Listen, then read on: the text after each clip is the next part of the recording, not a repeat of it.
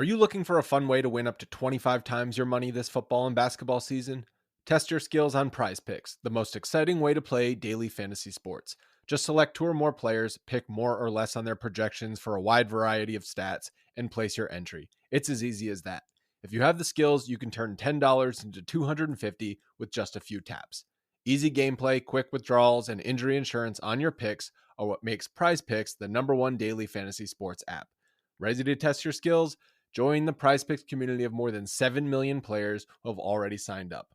Right now, PrizePicks will match your first deposit up to $100. Just visit prizepicks.com/bluewire and use code BLUEWIRE. That's code BLUEWIRE at prizepicks.com/bluewire for a first deposit match of up to $100. PrizePicks, daily fantasy sports made easy. Today's episode is brought to you by Cars.com. With over 2 million vehicles and 50,000 more added every day, Cars.com will match you with the perfect car for you, your budget, your life, your style. And if you're ready to say goodbye to your current car, Cars.com will get you an instant offer to cash it in. Just start by entering your license plate and get matched with a local dealer who will write you the check. So whether you're looking to buy or sell, just go to Cars.com. It's magical.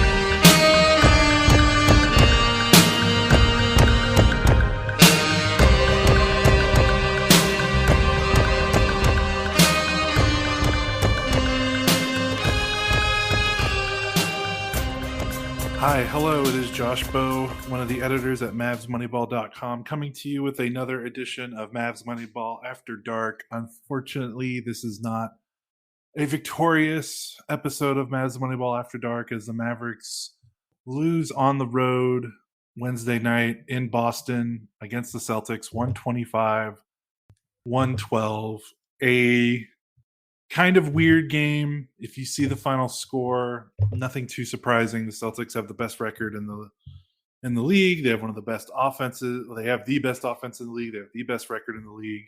They are firing on all cylinders. And of course, the Mavericks have kind of had a roller coaster of a season. So honestly, I don't think anyone would have been surprised with any result. Celtics winning big, Celtics winning close, Mavericks winning big, Mavericks winning close. It's just kind of been how the season has gone for the Mavericks. But if you watch the game, it kind of was the same roller coaster of emotions that the Mavericks have put on throughout this entire season. I'm joined by Ben, one of our editors. No Kirk tonight, as he is just going to go right into the Spotify live session. So because I'm sure he's going to have 45 people that want to talk after that game. He's gonna have a mob, I think. Yeah, so we don't want Kirk staying up till 2 a.m. So it's Josh, it's Ben. We're here talking about this game. But yeah, Ben, what are your first initial thoughts? Because you were pretty angry about the start of right at the start of the third quarter. Are you still angry? What are your thoughts? No, I've come to begrudging acceptance of this is who the Mavs are. I mean, they're sort of good. They're a really confusing team. You've kind of gone on about it. You wrote the article about like, hey, they're the perfect team for discourse because they're kind of like you can whatever you want to see in them, you can see.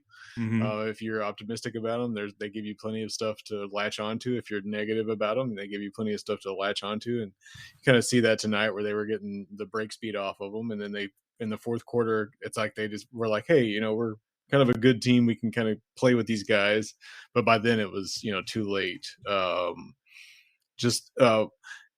I guess the biggest thing that this is really my first time watching the Celtics close this year, and they're just a really good team. It's really fun to watch them move the ball around. It wasn't until the fourth quarter, like I said, that the Mavericks really got a handle on their offense.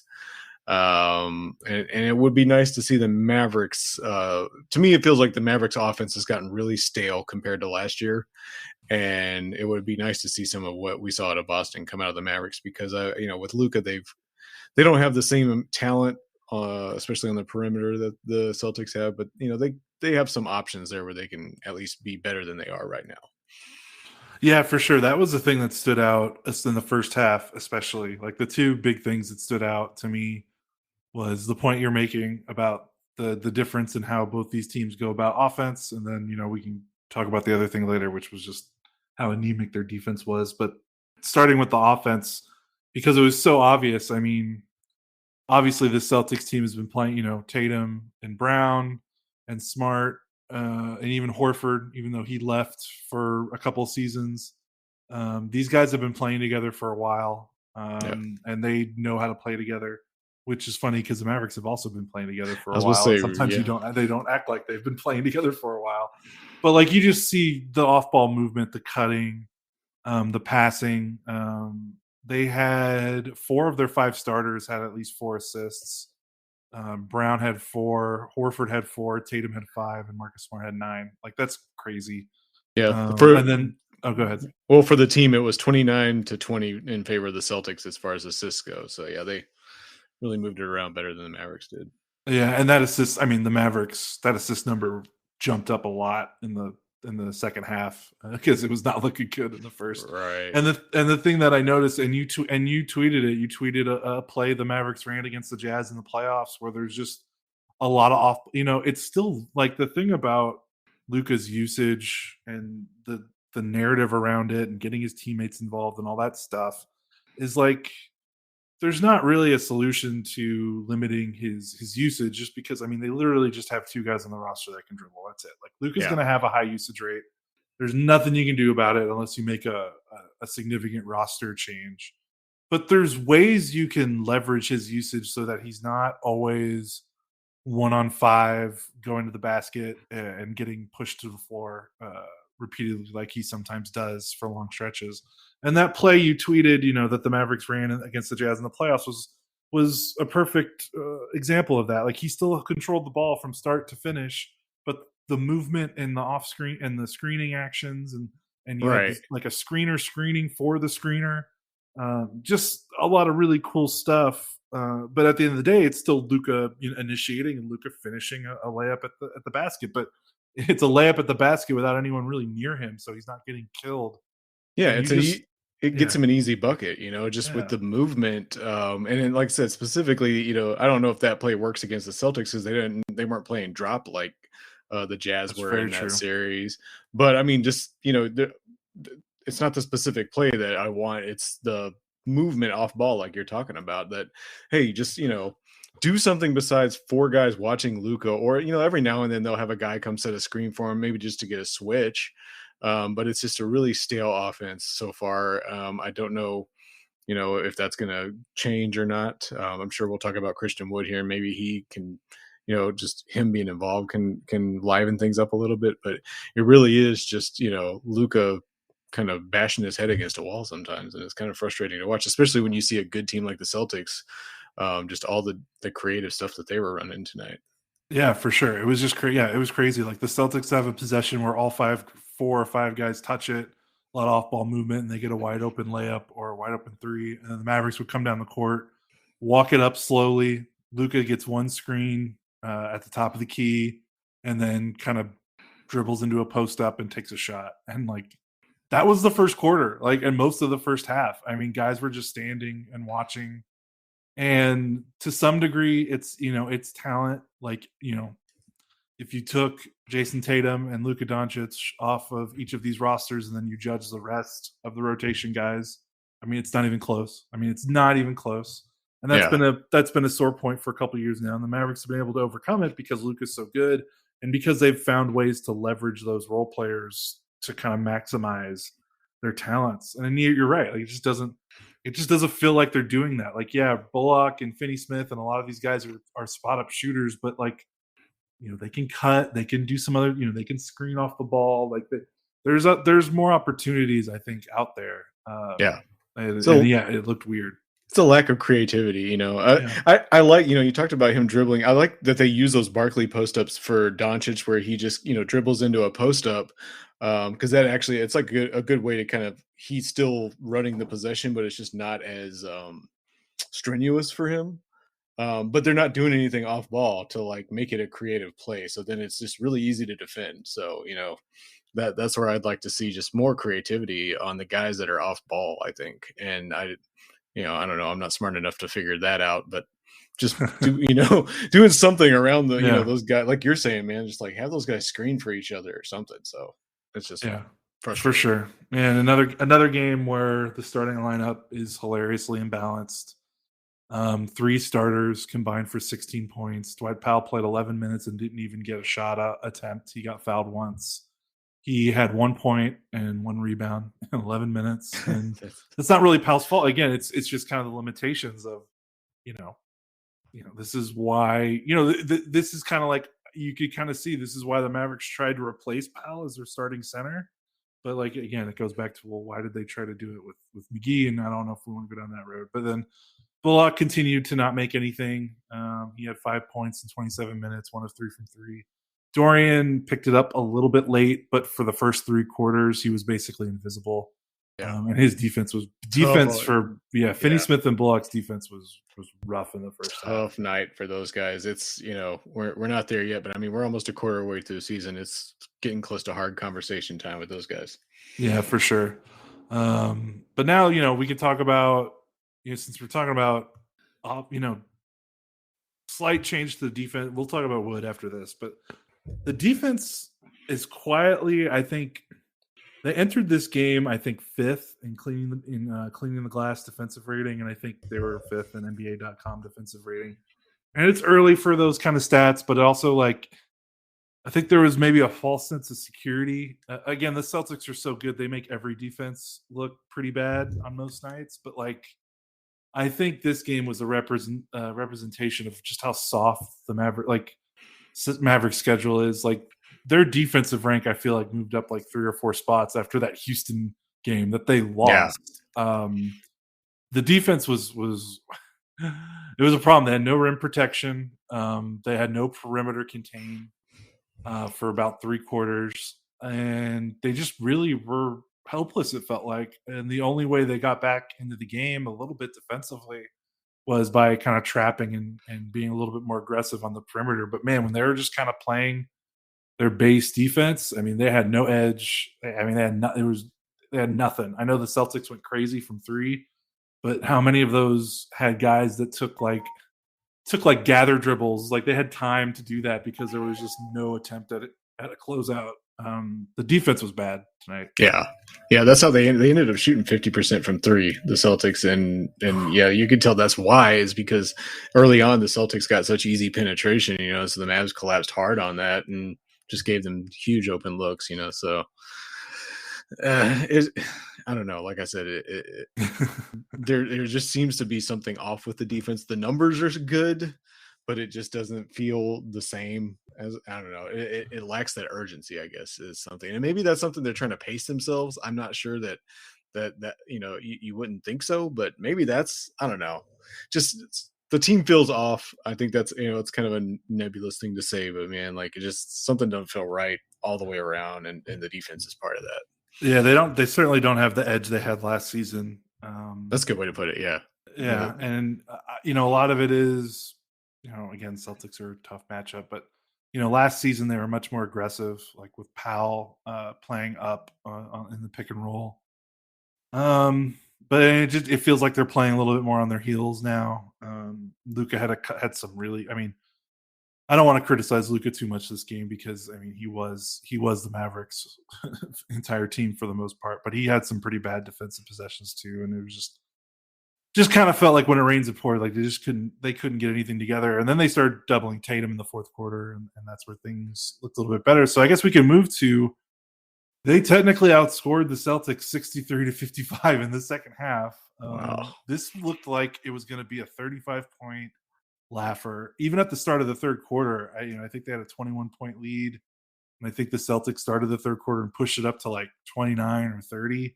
And then something, just midway through the third quarter, it just kind of switched. And lo and behold, a lot of it was Kid playing a lot of the guys that have been most productive.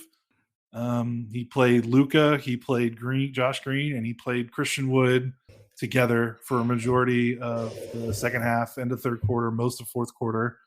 And surprise, surprise, those have been the Mavericks' three most productive players statistically, I think, this season in terms of, if either it's efficiency or raw production. And they turned it around. What did you kind of think of the fourth quarter? I liked the energy, especially going to what they kept going slow with like post ups to Wood, who was huge. But I mean, like it really, I guess it kind of slowed the game down and stopped. The Celtics weren't able to like get the pace going at the speed that they wanted to. So I guess that was the right call between Luka post ups or Luka slow isolations and those post ups to Wood. It's a really weird thing to see in 2022 is Luka throwing an entry pass to Christian Wood and letting him go to work on the block, but it worked. I mean, so that was like I said, between the trapping and that, it really just slowed the game down for the Celtics, and I think they kind of assumed the Mavs were going to let up, and they didn't. So again, it's good to see that they didn't just give up and just completely get blown out in the fourth quarter, but by then I think they had all expended way too much energy to really get back into it. Yeah, for sure. And lo and behold, Wood plays a season high 34 minutes and has 26 points, 12 rebounds, 2 assists. He did have 4 fouls and 5 turnovers. Yeah, you kind of saw the good and the bad, because despite as much of a run they made in the second half, I mean, he was kind of giving it up on the defensive end. But it was to the point where I think we're at the point where I don't think anyone is acknowledging that Wood doesn't have major defensive limitations. But at this point, like, what else can they do? Like, right. You're just like, Finney Smith and Bullock and, Tim Hardaway Jr., who we haven't talked about, missed all 5 of his 3-pointers, 2 points. When was the last time he made a 3? Friday, November 18th. It was the last time he made a 3-pointer. He's gone 0 for 10 in his last 2 games. He's scored 4 points in his last 2 games. And it's like, how often can you just see these guys continually not produce and not want to make a change? Like, Wood has his warts for sure. And I'm sure he does stuff that pisses the coaches off. Like, he had 5 turnovers. He had some bad offensive fouls where he kind of just bulldozed into guys with when he had the ball in his hands.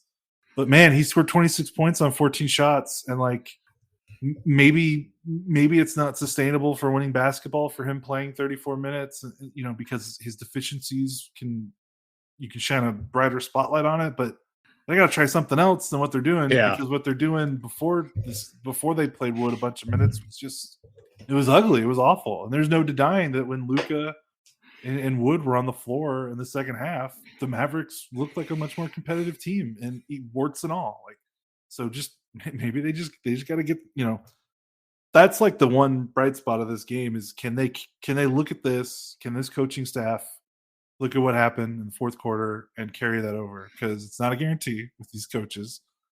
So like, yeah, I mean, that feels, on a team that doesn't have a lot of answers in terms of like internal development outside of maybe like Josh Green. They got to get Wood in there. Just start him, play him with Luka as much as possible, and just see where it goes. Yeah, well, it feels like Kidd is coming to this with like this preconceived notion of what he wants the team to look like and be, instead of working with what he's got. And that's kind of frustrating, because there's just been plenty of examples in Dallas, even with Rick Carlisle, and then down the road in San Antonio with Greg Popovich, of good coaches looking at their roster and saying, here's what I have, here's what we need to run.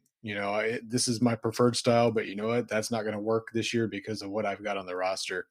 And it seems that Kidd is like just dead set on recreating what the Lakers won with in the bubble with the Lakers. And I just don't, and obviously Christian Wood does not fit that. That's not, they didn't have anybody like that. It was all a team built on, big, tough guys with defense. and that Wood is more of a finesse guy and more of an offensive guy. And so, it's just frustrating to watch him, just refuse to work with what he's got. Rather, like I said, he just seems dead set on this vision that he has of a team, and he just doesn't have the players for that. That's fine if maybe it works or not. I don't know, but he doesn't have the players to recreate the 2020 Lakers. And despite trying to get JaVale McGee in here and have that piece, so that's hopefully he's got a little bit of flexibility in him. It seemed like maybe last year he did. But then also it seems like maybe he's fallen back on some bad habits that he had in Milwaukee too. So I don't know, man. It's just right now it's a little frustrating, and I see people online will say, well, hey, everyone in the West is kind of about this 9-7 mark, and somewhere in there. But it feels like, I mean, it's okay, I think, to be disappointed in this Mavs team, because I feel like they should have a similar record to these Celtics, like 14-3 or something, because of the teams that they've gotten on their schedule and who has not played in those games. They missed Paulo Banchero and Magic. They missed Zion, and McCollum didn't play when they faced the Pelicans, I don't think. McCollum played. They missed McCollum played. Zion. Ingram. Yeah, Ingram Ingram, play. and Herb Jones. That's Jones. right. So, they've just gotten a ton of like luck like that, where they catching teams on like the second night of a back-to-back and the third game in 4 nights.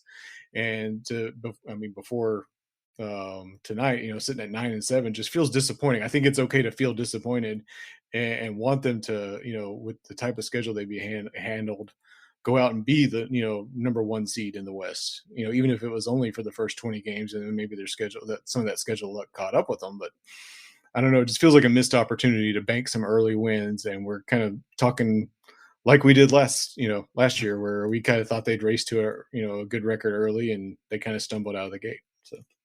Yeah, we were talking about this in Slack that like we're running out of things to say about this team. Yeah, it's the same narrative every year. Yeah, it's wow, Luka scored 42 and played a dynamite game, and the Mavericks lost by double digits to a good team. Wow, that's never happened before. Like, just like the only thing that's different is it's Dinwiddie that's got like the 15 to 20 points instead of Brunson. So. Right. But now there's no Brunson, and there's no one really doing that off. Unless it's Christian Wood, but it's kind of different. But the only thing that's felt kind of dynamic has been like watching Josh Green do some stuff, and otherwise it's been maybe, and then Wood doing some stuff, but otherwise it's like we've watched a lot of games where Hardaway has missed a bunch of shots and they lose. We watched a lot of games where Bullock and Finney-Smith combined to score like 12 points and they lose, or we've watched games where Finney-Smith makes all his threes and he scores like 18 points and they win by 15. Like, it's just the roster hasn't changed much, so the outcomes of the game and the way that they get to those outcomes hasn't changed much. So it's been tough to talk about. Man, we talked about a whole podcast. We haven't even really talked about Luka and 42 points. Yeah, no, it's incredible, man. He just, I don't know, man. It's fun to watch him. Just the way he you can say he gets like creative baskets and stuff, but sometimes just the usual, just a post up into a fadeaway, and just, the way he hits those, it's fun to watch, man. He's just so, I don't know, man. I'm like without words to talk about how good he is to watch. I get cranky with him sometimes, especially when he like yells at the refs and stuff like that. But it really is, with basketball, a lot of times you can tell when you're watching someone special, and it's just every game almost. He's got a few bad games, and a bad game from Luka's like 22 points. But just watching him, you can see you're watching a dude who's gonna, if he stays healthy, he's gonna be like a top 20 player.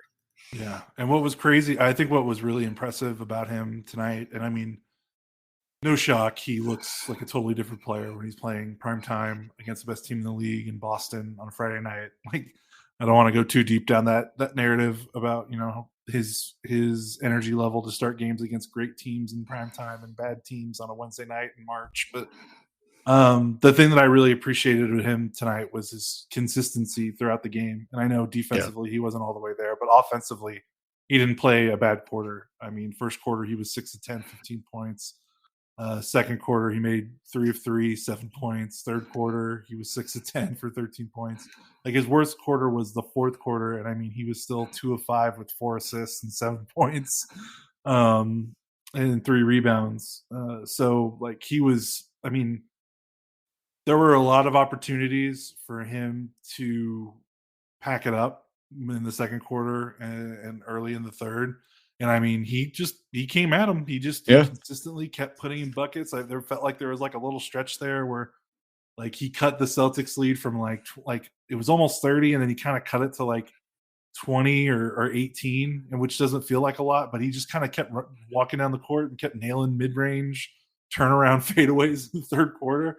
Kind of reminded me of Dirk a little bit, how Dirk would just kind of keep plugging away. I was like, man, I don't think you're going to come back against the Celtics if you're just going to keep walking the ball up the floor and shooting mid-range twos. But he did, and they got back in the game because, like, you know, he just kept the scoring pressure on and didn't let the Celtics, you know, didn't allow the Celtics to ease up. So this was another great Luka game. It's a shame that, you know, not only did the Mavericks lose, but this isn't even a close, you know, it's not a close game. One a clutch game. They lose by double digits. I think it's their first double-digit loss of the season. For that to happen on a night where Luka was so good that's tough. That's really tough. But you know, I think the big difference, you know, is when Tatum goes off the court, the Celtics still have Jaylen Brown out there, you know, and or Brogdon. Yeah. So Brogdon I mean, was great.